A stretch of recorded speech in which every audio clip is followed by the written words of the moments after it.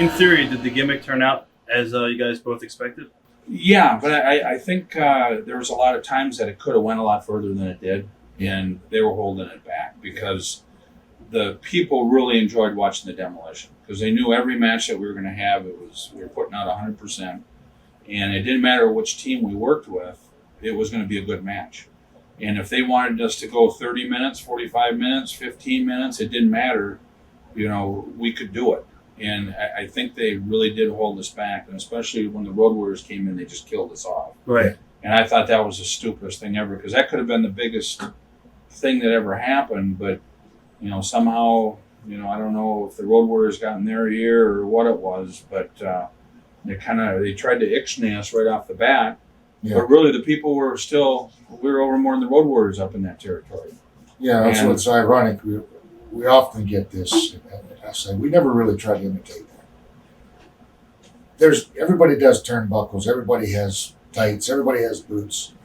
And we took a little bit of this, a little bit of that, a little bit, and made our own combination.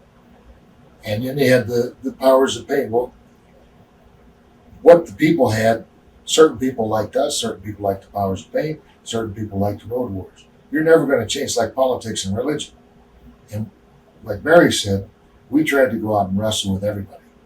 Well, the powers of pain had a different style, and the Road Warriors had a much different style. Right. And I think of the three, not knocking any team, I think that we could probably work with any team.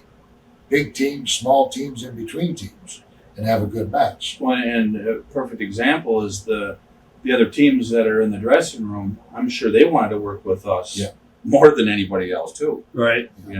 And that's a huge thing for a tag team when everybody wants to work with you. It's the biggest compliment you can have. They know they're not going to get hurt. They know they're going to have a good match and make money. And make money. That's what you're in the business for. Yeah. I guess who else did you look at to replace Randy before Barry came in? Well, I'd rather not say because it would be unfair because they didn't know. I was asked to talk to 2 or 3 different people and refused to for the simple reason that each guy that was suggested was already there and had another gimmick. Right. And I knew it wasn't going to work. And even after the second day when Randy and I were debuting, I knew this character and this gimmick was going to work.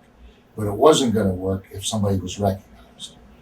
And I even told Randy, I said, Randy, if you want to do it, you go ahead and do it and find yourself a partner. I said, this is going to be a good gimmick because of the fan reaction the first and second night we were out.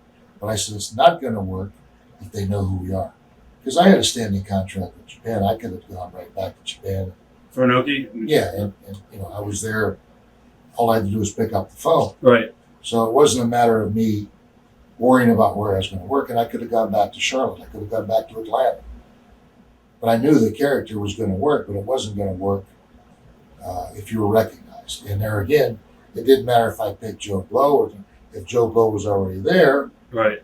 Oh, that's Joe Blow.